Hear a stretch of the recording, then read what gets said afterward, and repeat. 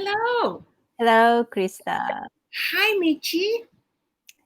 How you doing? I'm doing very well. Good. You look great. I like your hair. I always like your hair. You always Thank you. Good. Thank you. So now let's talk about my new goal. Yes. I really want to tell you about this. Tell me. Okay. So the other day I had an epiphany to become a, can you guess? No, I can't. I'm guessing maybe a language teacher or maybe actually, Michi, I think there's so many things I could guess. One guess might be a language teacher. My other guess might be like a full-time YouTuber. My other guess might be some sort of travel advisor, because I think you're a very dynamic person. So those are my three guesses. Did I get any of them right? Okay, I think your three guesses are all correct. But the first one is correct. First one is my new goal to become a tutor, teaching English for Japanese students. So I've never thought of it before, but suddenly it came to me and I'm like, can I? Oh, maybe I can. Okay, just try it. And then, so I want to become a tutor on NativeCamp, which is also online English platform that I use as well as Cambly. So on NativeCamp, there are tutors from all over the world. I mean, there are native speakers and non-native speakers and also Japanese tutors there. And I want to work on with NativeCamp.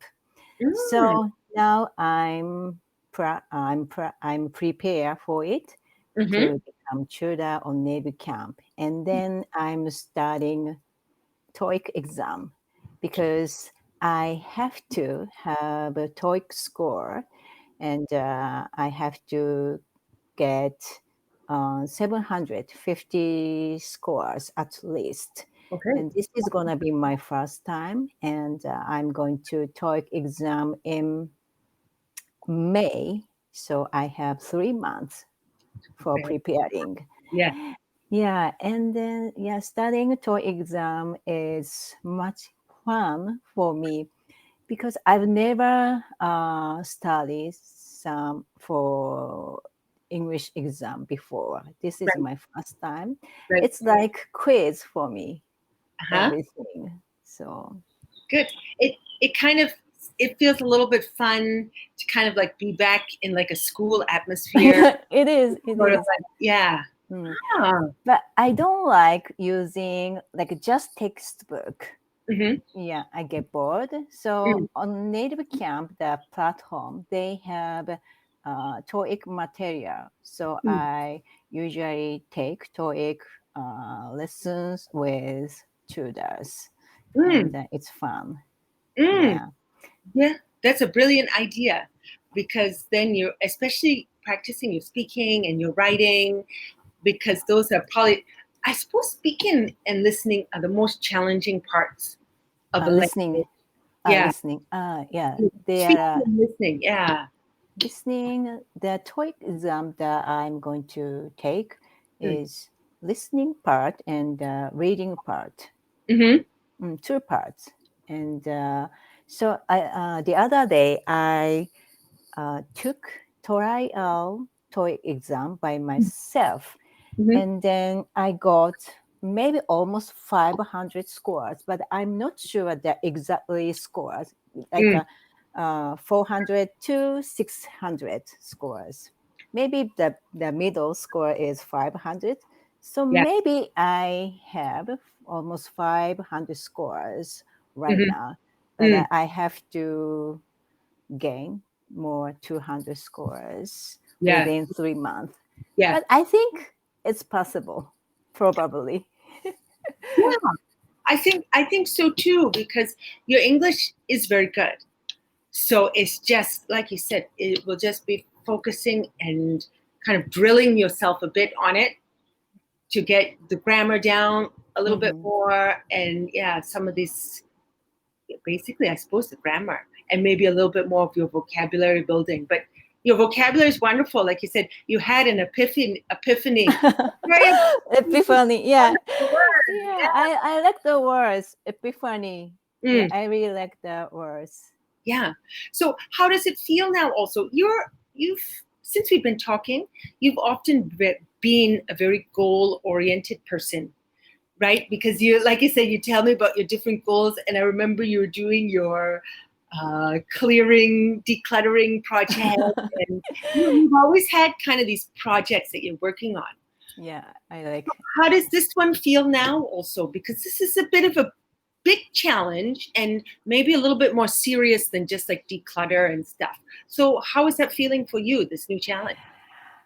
I'm so excited, and then especially, actually, I already made plans for taking TOEFL exam step by step each month.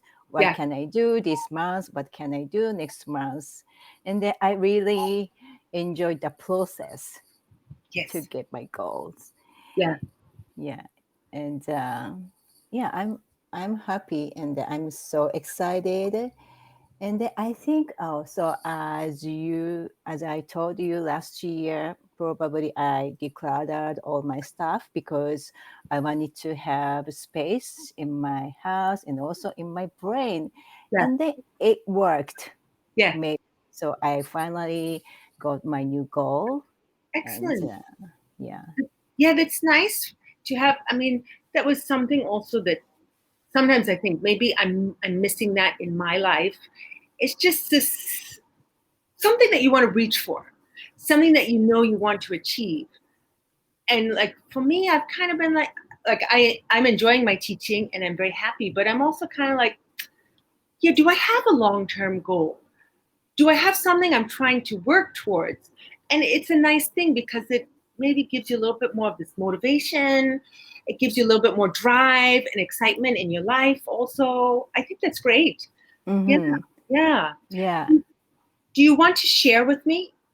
I'm just thinking, do you want to share with me your steps, your thoughts on how you're preparing for your TOEIC exam? TOEIC exam. So first month, I study part 5. So there are 7 parts in the TOEIC exam. So part 5 is a reading part. So I Googled, I researched where should I start studying TOEIC exam. And then it says, some article says you first do part 5. And then I followed the article. So part 5 first, and then second month, part 1, 2, 3, 4. And then last month, the part 7. Part 7 is the most difficult part of the TOEIC exam because I have to read long article. And then I answered for the questions. And then, the last part 7 is the most difficult part. And then, so first month, second month, then I'm going to take by myself again. And then I will see how much I can get score. And then I received my weak point of this TOEIC exam. And then I will study my weak point again. Yes. That sounds like an excellent strategy and approach to it. That is strategy. And and then you told me a while ago my new goal and traveling and also teaching English and then traveling. And then I mentioned YouTube. All those are my new goal, because when I become a tutor online, that means I can work anywhere in the world with my PC and internet. So Yeah, I want to live digital nomad. Okay. And, So yeah, and then so I'm thinking first country I moved to is Malaysia. So I want to try it just maybe 1 month. Yeah. Because many people say, living in Malaysia is very good for Japanese people because they have how can I say? Because you can live in Malaysia. It's like Japan because they have many Japanese products, Japanese restaurants, Japanese bookstores. So it's very convenient for Japanese people.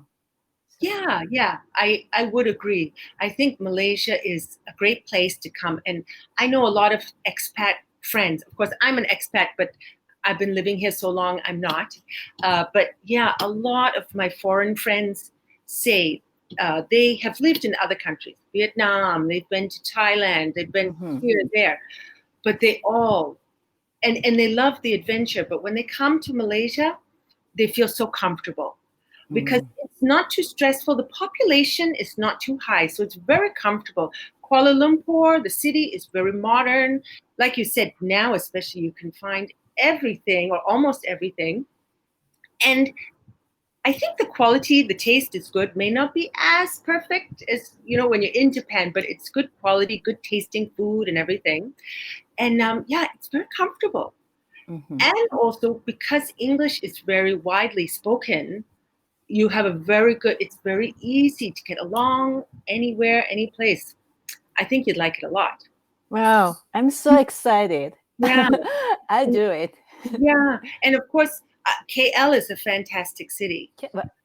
Kuala Lumpur. That's what we call it. Kuala Lumpur. That's our capital city. And it's called KL for short. KL. Okay, yeah. KL. Okay. KL. Okay. So you might want to come to KL. The other really, of course, wonderful place is Penang. Penang. Yeah, Penang is the island state just north of Kuala Lumpur.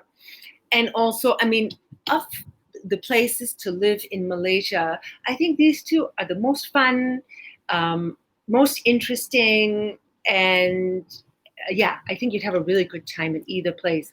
Because Penang is maybe a little bit smaller, but it has so much culture, and the food is fantastic also, and the buildings, it has a little bit more of the historical buildings, so that's fun too. But yeah, KL is wonderful.